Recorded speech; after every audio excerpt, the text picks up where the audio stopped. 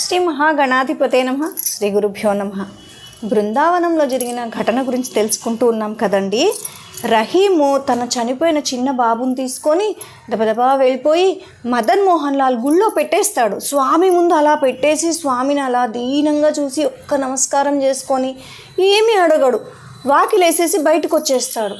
వాళ్ళ బంధువులు, చుట్టాలు, ఇంటి పక్క వాళ్ళు అందరూ వస్తారు. బయట కూర్చొని ఏడుస్తుంటారు, తిడుతుంటారు రహీంను. అస్సలు ఏం చేస్తున్నావు నువ్వు? అసలు ఆ అబ్బాయి శరీరాన్ని తీసుకుపోయి లోపల పెట్టి బీగం వేసేసి వచ్చేస్తావా? అలా ఎంత తప్పు చేస్తున్నావు? భగవంతుడు లేడు, ఏం లేడు, ఉంటే అసలు నీ బాబు చనిపోతాడా? అసలు ఇలా జరిగింది, అలా జరిగింది, ఒకటే తిడుతుంటారు. కానీ అతను ఏమీ పట్టించుకోడు. కేవలం భగవంతుని స్మరిస్తూ, ఆయన కళ్ళే చూస్తూ, ఆయన రూపాన్నే స్మరిస్తూ ఉంటాడు. ఇంతలో లోపల వాకిలేసి వచ్చేసాడు కదండి. లోపల నుంచి డోర్ కొట్టిన సౌండ్ వినపడుతుంది. అందరూ టక్కుమని తిరిగి చూస్తారు. అసలు ఏమైంది? లోపల ఎవ్వరూ లేరు, అర్చకులు కానీ ఎవ్వరు లేరు. భగవంతుడు మూర్తి ఉన్నారు, మూర్తిలా భగవంతుడు ఉన్నాడు. కింద ఆ బాబు ఉన్నాడు, చనిపోయిన బాబు ఉన్నాడు. డోర్ ఎవరు కొడుతున్నారు అని డోర్ తీసి చూస్తే ఆ చిన్న బాబు లేచి పరిగెత్తుకుంటూ బయటకు వస్తాడు. వచ్చి అమ్మను కానీ నాన్నను కానీ ఎవరిని పలకరించాడు. వెతుకుతుంటాడు. అలా వెతుకుతాడు, ఇలా వెతుకుతాడు, అలా వెతుకుతాడు. ఎక్కడ పోయినాడు అని అడుగుతాడు.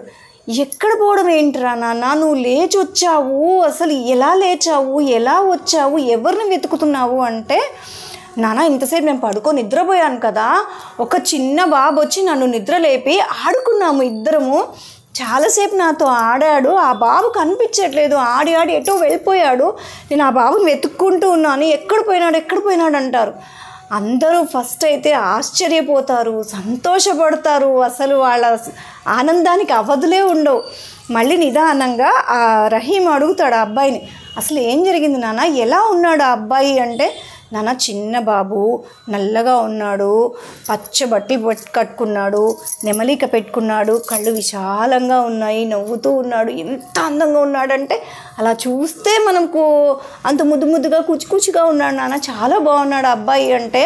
అప్పుడు రహీంకు గుర్తొస్తుంది, తను ఫస్ట్ సారి గుడికి వెళ్ళినప్పుడు మదన్ మోహన్ ఎక్కడున్నారు అంటే చెయ్యి పట్టుకొని తీసుకుపోయిన అబ్బాయి లాగానే వర్ణించాడు ఆ అబ్బాయి. ఓహో, ఫస్ట్ వచ్చినవాడు ఈ కృష్ణుడేనా, ఈ మదన్ మోహనేనా, నాకు ఫస్ట్ దర్శనం ఇచ్చాడు, ఇప్పుడు నా కొడుకును కాపాడాడు అని పోయి కాళ్ళు పట్టేసుకుంటాడు స్వామిని. ఇంత తోడున్నావా తండ్రి అని చాలా సంతోషపడతాడు. అప్పటి నుంచి ఇప్పటి వరకు ఆ వంశస్థులు మదన్ మోహన్ లాల్ గుడికి వెళ్తారంట, పూజలు చేస్తారంట, అర్చన చేస్తారంట. అలా జరుగుతూ ఉంది. కాబట్టి కృష్ణుడు అందరికీ ఎప్పుడూ తోడు.